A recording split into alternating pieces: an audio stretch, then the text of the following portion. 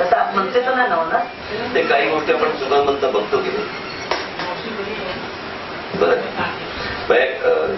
सगळ्याच काही चुका असतात अशाला भाग नाही, पण ज्या काही मेजर चुका झाल्या त्या काय वारंवार करण्यासाठी नसतात. शेवटी आपण इतिहास कशासाठी तपासायचा की त्या इतिहासामधल्या काही गोष्टी ज्या चुकीच्या घडलेल्या आहेत त्या परत होऊ नये याच्यासाठीच इतिहास वाचायचा असतो. आणि त्या परत करण्यासाठी म्हणून मी राजकीय पक्ष नाही काढला. माझं घर चालवण्यासाठी मी पक्ष काढलेलं नाहीये, ते त्याशिवायही चालत होतं. त्याच्यामुळे मला असली कुठची हौस नाही. आणि एक दुसरी गोष्ट सांगू शकतो, म्हणजे ज्या मुलाने लहानपणी आम्ही एकदा शिवसेना भवनला बाळासाहेबांबरोबर मी चाललो होतो, त्या दिवशी आमचे एक गाडी चालक जे होते ते आले नव्हते आणि मग टॅक्सी मागवली. तितक्यात मुंबईचे त्यावेळेचे सुधीर भाऊ किंवा कोणीतरी महापौर होते, त्यांची ती इम्पाला गाडी होती वरती लाल दिव्यांची लाल दिवा असलेली, आणि त्यांचं काहीतरी बोलणं झालं. त्याच्यानंतर आम्ही निघालो. मी बाळासाहेब बसले बाजूला, मी बसलो, अजून एक कोणतरी बसलो तर पुढे एक कोणतरी बसलो, आणि महापौर बोलले की मी येतो बरोबर. म्हणून ते मागच्या त्यांच्या इम्पाला गाडीमध्ये महापौर बसले, टॅक्सी पुढे आणि इम्पाला मागे महापौरांची लाल दिव्याची. हे चित्र ज्याने पाहिलं असेल त्याला त्या लाल दिव्याबद्दल, म्हणजे त्या लाल दिव्याच्या गाडीत बसून तर जे तुमची कामं व्हायला पाहिजे महाराष्ट्राची बरं का ती जर होणार नसतील तर नुसतं त्या लाल दिव्याचा सोच होणार नाही. आणि आमच्या घराच्या बाहेर मी मुख्यमंत्र्यापासून सगळ्यांच्या अशा लाल दिव्याच्या गाड्या लाईनीत बघितल्या. तो त्यातल्या एका गाडीत जाऊन बसायची मला कशाला हौस असेल. तर त्याच्यामुळे इतकी वर्ष जे नुसते फक्त प्रश्न प्रश्न प्रश्न म्हणून बोलतो, म्हणजे 60 वर्ष झाली या देशाला स्वातंत्र्य मिळून, अजूनही आम्ही बोलतोय की आम्ही पाणी देऊ, रस्ते देऊ, वीज देऊ, नोकऱ्या देऊ.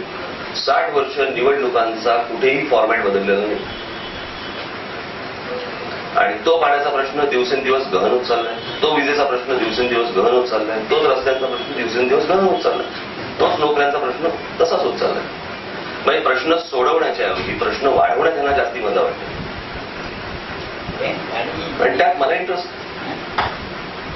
त्याच्यामुळे माझी सगळी तुम्ही आंदोलनं काढून बघा की जी मी पूर्ण तडीच नेलेली आहे, शेवटपर्यंत नेलेली आहे, आणि ती नेतो. माझी सवय, माझी ती पद्धत आहे. आणि मग शिवउद्योग सेनेचं कसं काय सध्या? त्याचं चालूच आहे काम. कसं आहे,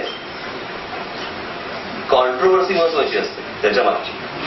मूळ काम काय चाललंय हे कोणाला शोधायला किंवा बघायला आवडत नाही. आम्हाला आवडतं. जाऊन बघा, जाऊन बघा तिकडे कार्यालयात जाऊन चेक करा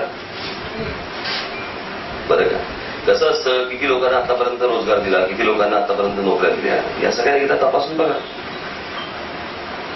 त्याच्यात कोणाला देणं घेणं नसतं, फक्त मायकल जॅक्सन मध्ये असतं. आम्हाला नाही बाकीच्या तुम्ही म्हणालात सेना आणि राष्ट्रवादीची छुपी युती आहे, त्यात कितपत सत्य खरंच आहे का? खरंच आहे. म्हणजे काय, त्यांच्या बोलण्या कशासाठी झाल्या, दिल्लीवाल्या कशासाठी झाल्या, जेवणं कशासाठी झाली, तुम्ही सामना त्या आग्रलेख काढून बघा बरं का. या सगळ्या गोष्टी कशासाठी चालू होत्या. आणि आजही जे तुम्ही मतदारसंघ जर सगळे बघितले एकमेकांच्या समोरचे, सगळ्या ठिकाणी डमी उमेदवार टाकल्यासारखेच चित्र आहे. पवार साहेब शिरूरमधनं उभे राहणार होते, ते शिरूरमधनं उठून माढात का गेले बरं का. आणि हे सगळ्यांना माहिती, म्हणजे असं काय मी बोलतोय म्हणून अशाला भाग नाहीये. आता किती जरी सर्वासर्व केली तरी यांच्या मनात काय ते लोकांना माहितीच आहे. पण मग मनसे आणि भाजपची काय नाही बाबा, हेही असंच पसरवलं गेलं. भाजपाच्या गोष्टी अशाच पसरवल्या गेल्या. कसं आहे, तुम्ही जिकडे भारतीय जनता पक्षाचं माझं आणि त्यांचं बोलणं काय म्हणून होणार.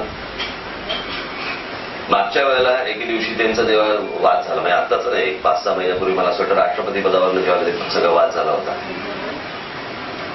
आणि त्यावेळेला माझ्याकडे आले होते भाजपाचे लोक, आणि मी त्याला म्हटलं तुम्ही युतीचा फैसला करा, त्याशिवाय म्हटलं माझ्याशी बोलू नका. मी हे बघा, एक तुम्हाला गोष्ट सांगतो, मी ज्यावेळेला लोकांसमोर जाईन त्यावेळेला मी नजरेत नजर घातली पाहिजे. ज्यावेळेला माझ्या शर्मेने मान खाली येईल किंवा नजर खाली येईल अशी परिस्थिती माझी मी होऊ देणार नाही. आणि कुठच्याही गोष्टीची सतत क्लॅरिफिकेशन द्यायची माझ्यावरती वेळ मी येऊ देणार नाही. पण मग कोकणात आता राणेंना मनसे मदत करते का? नाही नाही, कोणाला काय मदत करायचा प्रश्नच येत नाही. मी परवा दिवशी आमच्या सगळ्या जिकडे मी निवडणुका लढवत नाही तिकडच्या सर्व लोकांना मी पदाधिकाऱ्यांना बोलवलो की ही भूमिका का घेतली, कशासाठी घेतली. आम्हाला असं सामान्य लोकांना असं वाटतं की तुम्ही शिवसेनेत असता तर युतीचे खूप उमेदवार निवडून आले असते. कसं आहे, आता माझे उमेदवार निवडून होतील ना. हो, पण मग काय विधानसभेत काही करायची नाही, विधानसभेत असं वाटतंय का? म्हणजे नाही भावाभावांमध्ये काय या सगळ्या गोष्टीला काय आता अर्थच नाही. मग मी काय मध्यस्थी केली आपण काही करू नका. म्हणजे होईल असं काहीतरी का? आमच्या दोघांच्या मध्ये जर तुम्ही आलात तर आम्ही एकत्र कधीच येणार नाही. का बरं? कोणी साईज पाहत